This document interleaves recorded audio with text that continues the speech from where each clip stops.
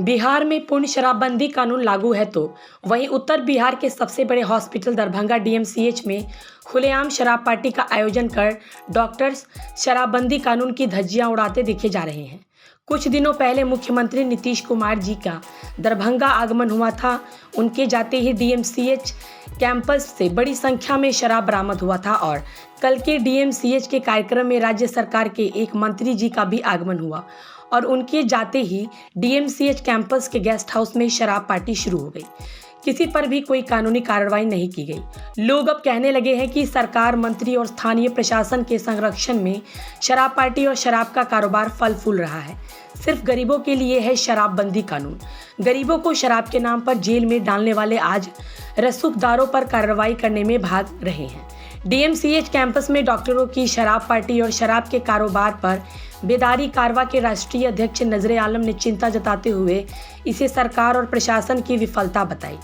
नजरे आलम ने गंभीर सवाल उठाते हुए कहा है कि 24 घंटे बीत जाने के बाद भी किसी डॉक्टर्स के खिलाफ कार्रवाई नहीं की गई और न ही किसी को नामजद अभियुक्त बनाया गया है, जबकि वीडियो में सभी डॉक्टर्स पहचान में आ रहे हैं। स्थानीय लोग खुलेआम प्रशासन पर सवाल उठा रहे हैं कि क्या इस जगह अगर कोई गरीब होता तो प्रशासन उसे भी इसी तरह छोड़ देती। नजरे आलम ने कहा कि एक राज्य में दो तरह के कानून कैसे हो सकते हैं। गरीब दलित समुदाय के लोगों पर यही सरकार, यही प्रशासन शराब के नाम पर अविलंब कार्रवाई कर जेल में डाल देती और पैसा वाले रसूखदार पर कार्रवाई करने की जगह बचाव करती है। अफसोसजनक मामला है। आगे उन्होंने क्या कहा, सुनवाते हैं। अभी तक पुलिस एक ही लोगों पे मामला दर्ज किया है, क्या कहना? नहीं, ये दुर्भाग्य है कि बिहार में जहां एक तरफ शराबबंदी कानून लागू है और डीएमसीएच में जिस तरह से बड़े असर रसूख वाले डॉक्टरों का वीडियो वायरल हुआ है और मुझे लगता है कि 24 घंटा से ज़्यादा होने को है, अब तक प्रशासन ने किसी के नाम से एफआईआर नहीं किया, किसी की गिरफ्तारी नहीं हुई है। ये दुर्भाग्य है और नीतीश कुमार के सुशासन पर और शराबबंदी कानून पर एक तरह से बड़ा ये जो है धचका कहा जा सकता है कि जहां बिहार में पूरी तरीके से शराब बंद है और एक शिक्षण संस्थान, एक मरीजों का बड़ा हब है डीएमसीएच, जहां से बड़े पैमाने पे छात्रों का भविष्य तय होता है, वहां शराब की पार्टी होती है, डॉक्टरों का वीडियो वायरल होता है और बहुत सारे डॉक्टर जिसको स्थानीय लोग चेहरा से जानते हैं, पहचानते हैं, वैसे लोगों पर अब तक कार्रवाई नहीं हुई।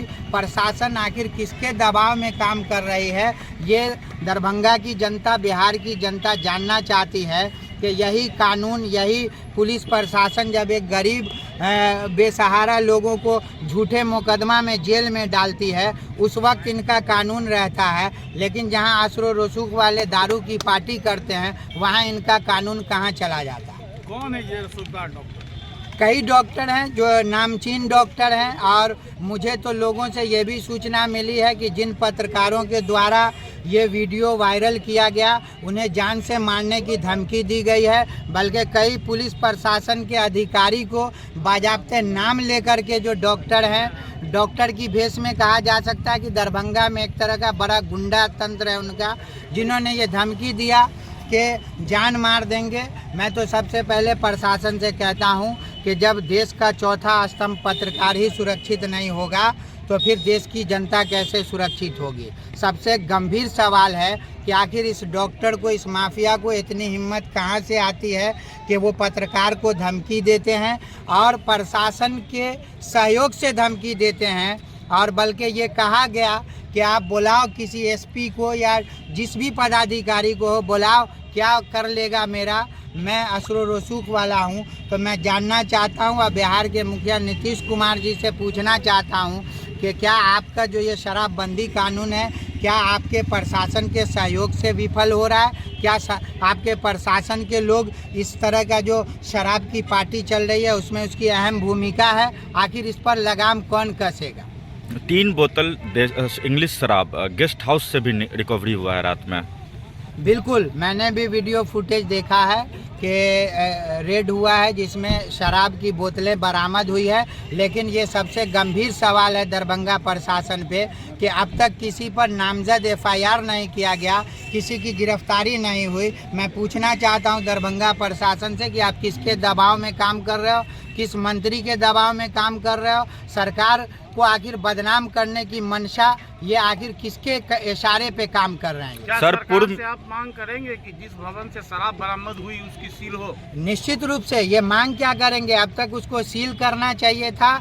और जो उस डीएमसीएच के प्राचार्य हैं या अधीक्षक हैं उस पर अविलंब कार्रवाई होनी चाहिए, गिरफ्तारी होनी चाहिए। आप सिर्फ रिक्शा वाले गरीब मजदूर जो है उनको आप झूठे शराबबंदी कानून में जेल में डालते हो, जेलों में कैदियों की तादाद बढ़ाते हो, और ये असरो रसूख वाले को जेल में क्यों नहीं डालते हो? ये दोहरा चरित्र, दोहरा कानून ये राज्य में निश्चित रूप से सरकार पर सवालिया निशान है। सर, पिछली बार 95 कार्टून शराब डीएमसीएच कैंपस से पकड़ाया था, लेकिन किसी पे कानूनी कार्रवाई नहीं हुई। इस बार भी क्या कुछ लग रहा है इसी तरह नहीं, होगा? बिल्कुल जिस तरह से अभी प्रशासन कार्रवाई कर रही है, इसमें तो ये सवाल उठ ही रहा है कि 24 घंटा बीत गया और अब तक किसी पर नामजद एफआईआर नहीं हुआ। वीडियो फुटेज में कई डॉक्टरों का चेहरा साफ साफ है।